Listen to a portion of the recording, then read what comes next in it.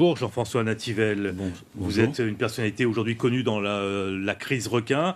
Rappelez-nous votre consigne de vote pour dimanche prochain en exclusivité pour Réunion la Première.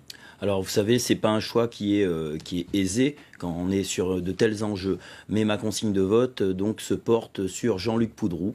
Je l'ai rencontré, je l'avais rencontré déjà avant les élections et voilà, il porte un projet par rapport à une problématique qui m'est chère et par-delà, par rapport à la 7e circonscription. Quelles sont les garanties qu'il vous donne sur la crise requin, par exemple ? Ben écoutez, déjà dans son programme, il avait inclus certains éléments qui sont ceux que nous défendons, mais M. Poudroux était maire à l'époque de la création de la réserve marine, et bien évidemment, il a assisté à ce scandale en quelque sorte où tout le monde s'est fait un peu rouler quand l'arrêté est sorti. Ça ne correspondait pas à ce qui avait été promis. Et donc là-dessus, donc, il est très clair, et aussi sur d'autres thématiques comme le maintien des activités nautiques. Il était le maire des grandes compétitions de surf à l'époque à Saint-Leu. Monsieur Nativelle, qui vous séduit aujourd'hui ? Jean-Luc Poudroux ou Didier Robert ?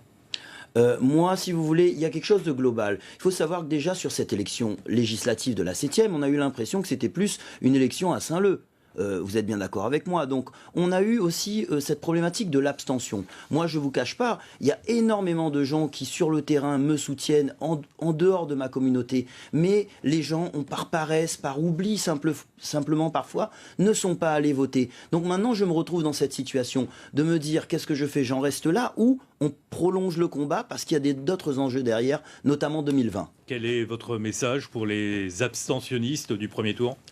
Mon message pour les abstentionnistes du premier tour, malheureusement, je ne suis pas sûr que j'ai un quelconque pouvoir vis-à-vis d'eux. Je me prononcerai plus pour le vote obligatoire parce que, franchement, on voit cette débauche de moyens et toutes ces personnes mobilisées sur des bureaux pour aussi peu d'électeurs, ça fait mal au cœur et on aimerait que ça évolue aussi à ce niveau-là. Votre score le plus élevé dimanche dernier, c'était à Saint-Paul. On vous retrouve en 2020 à Saint-Paul pour les municipales ? Écoutez, en 2020, effectivement, il y a des choses de toute façon. Il y a une continuité politique et moi, le choix que je vous présente aujourd'hui s'inscrit dans cette continuité. On a des projets pour la Réunion et la Réunion de demain sera ouverte sur la mer. La Réunion, l'océan, nous les fiers ici et c'est ça le projet que je porte par-dessus tout. Merci beaucoup Jean-François Nativelle.